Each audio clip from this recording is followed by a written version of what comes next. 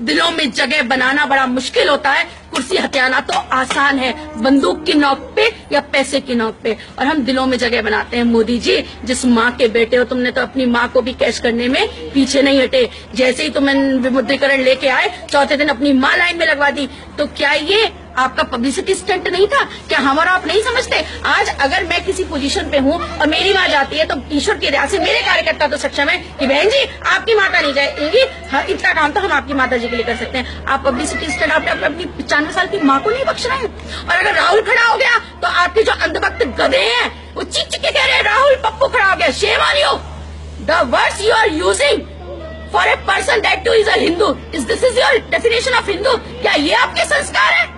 आप अमीर और गरीब को भिड़वा रहे हैं। कल की शब्दावली देखी थी, आपको क्या उस शब्दावली और उस भाषण से ये नहीं लगता कि एक अहंकार का मुकुट उनके सर पर बैठ गया है और अहंकार में बोल रहे हैं कि जनधन वालों, आप तुरंत कहिएगा कि मैं मोदी को अभी चिट्ठी लिख रहा हूँ और पैसे वापस मत देना। क्यों साहब? जिसका वो पैसा वो मोदी ने कमा के दे दिया था। मैं तो कह रही हूँ बिजनेसमैन है। जब इस देश का सिस्टम ऐसा है और उसका पैसा है और वो उसको इंतजाम कर रहा है और 2.5 लाख में से कुछ ना कुछ तो उस गरीब को दे रहा है और आप उसे शिक्षा दे रहे हैं बेईमानी की। इसका मतलब आप क्या सिखा रहे हैं? बेईमानी सिखा रहे हैं, आप भ्रष्टाचार सिखा रहे हैं, आप काला बाजारी सिखा रहे हैं। वाह जी वाह, आप ईमानदारी की चादर ओढ़ के अपने बच्चों को ये शिक्षा दे रहे हैं। Shem on you Modi ji.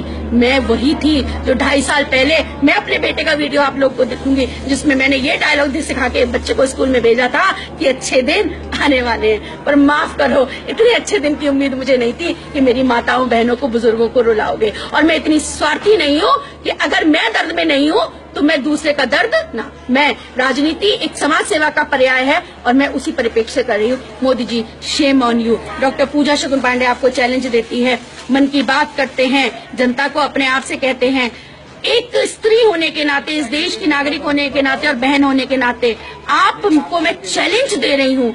आप खुला मंच एक लें और मेरे बातों का सवाल दें और अगर मुझे गलत साबित कर देंगे तो मैं उस खुले मंच से आपसे माफी मांगूंगी और आपकी मुरीद हो जाऊंगी और कहेंगे तो अपने प्राण भी त्याग दूंगी। परंतु अगर आप हार गए तो आपको सत्ता से तुरंत जो है त्याग पत्र देना होगा।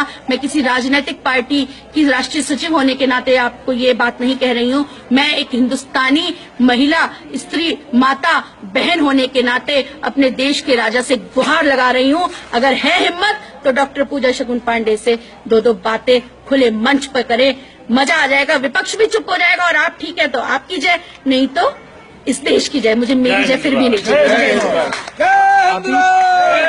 अभी थोड़ी देर पहले आपने मोदी जी को भी एक चेतावनी दी थी, क्या है? देखिए, बात चेतावनी की नहीं है। कुछ लोगों ने मुझसे ये कहा, बहन जी आप हिंदू महासभा है, आप भी एक राजनीतिक संगठन है, आप क्या करेंगी? निश्चित तौर पर लोग हमारा मजाक बनाते हैं। आपके पास ना तो धन है, न बल है, न लोग हैं। तो मैं उन लोगों को ये जवाब देना चाहती हूँ कि जहाँ तक बात हिंदू महासभा की है तो हिंदू महासभा के जो सैनिक और कार्यकर्ता रहे हैं या जो पदाधिकारी रहे हैं वो वीर सावरकर, पंडित मदन मोहन मालवीय और नाथूराम गोडसे जैसे रहे हैं। एक वो जमाना था जब आरएसएस ने ऐसे करके पल्ला झाड़ लिया था। इतिहास गवाह है गोडसे जी से कि वो हमारा कार्यकर्ता नहीं है, जबकि वो आरएसएस के ही थे और हम ये मानते हैं। क्योंकि वो हमारी कार्य उसमें एक मुख्य पद पे थे, महामंत्री पद पर रहे हैं।